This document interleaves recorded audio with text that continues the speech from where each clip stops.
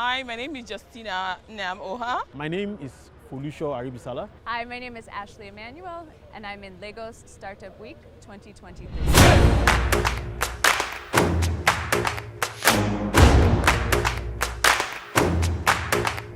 Hi, my name is Justina Dika Oha. I am founder and CEO of Digital Equity Africa. Digital Equity Africa is a digital inclusion consulting company. We provide services for stakeholders in the digital economy of Africa, like government, international organizations, institutions that want to innovate and digitize, and the digital talent space. First of all, I would like to say that it's a fantastic time to be part of the ecosystem because, the world is experiencing innovation at a very high pace. I started off in banking, which is really traditional.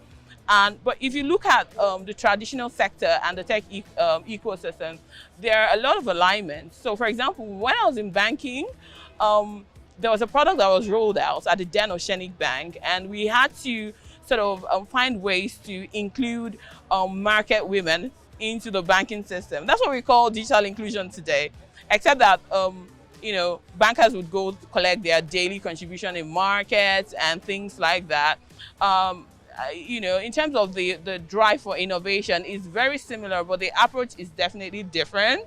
I went into agency a bit as well and storytelling, and then I found myself in tech. I started off with Tizeti, which is an internet service company. We can't really talk about digital penetration and digital inclusion or the digital economy without thinking about internet service and rural access and things like that. So that really opened my eyes up to the power of the internet in transforming lives digitally. And then after Tizeti, I moved to a company called Decagon. Decagon is a software training institute that trains engineers and places them in the local and global market. I was a VP for partnerships there. And again, firsthand, I saw the power of, digital talent. And I saw people come there earning 2,000 naira a month in a village in Kaduna as teachers. And at the end of the program, they were earning in dollars in just under a year. Really transformational as well. Afterwards, I was country manager for the UK Nigeria Tech Hub under the British High Commission, where I sort of oversaw the team that managed the tech ecosystem within Nigeria. There's a lot of policy influencing work there with the government. Again, it just came full circle, right? The role of internet, the role of talent, the role of stakeholders like the international communities and the donor agencies in the discourse and the future of Africa's digital economy. And so, that aggregate experience brought me to where I am today with Digital Equity Africa. And I'm really excited for the future of Africa. I think that now is our time, and there are gaps, there's work to be done. Nobody's coming to save us. We need to rise up even within the private sector and take our place in moving the eye of the needle. Well, the first thing I would say is have an open mind, because I have seen tech products at launch really transform into different products like in 6 months, right? Build for the market. Don't be so obsessed with your tech product and your app. Oh, my app. I know it costs money, but you have to think about the problem you're trying to solve and whom you're trying to solve it for, right? Once you're able to identify that, then you work backwards.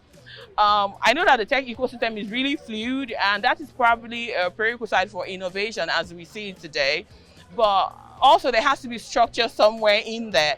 We can't remain fluid, else we cannot scale and become the Microsofts of this world. Also, I encourage partnerships. I said something in there. A 40-year-old technology company like Microsoft went ahead to invest into OpenAI. Who would have thought, right? But just by doing that, that corporation is going to stay relevant for a really long time. So think about partnerships, right? And how you can collaborate with others in sort of pushing your product out there and providing solutions, And lastly, I would say, innovation is not about raising money only. Unfortunately, when most companies raise money, they stop innovating, right? You have to think about your ideas and how they're solving the problems. It doesn't always lie with raising money or hiring more experts, right? Innovation starts with the mind, the design thinking of it, and then you can now go into execution. Experience, what it means to me is failure and learning. It's rising and falling. You cannot speak to what you haven't been through, right? It's important sometimes to fail. It's important to experience rejection, and then you find your true self and your essence, right? When it happens to you, pick it up, pick yourself up. What are the lessons, right? Iterate, re-innovate, and keep moving.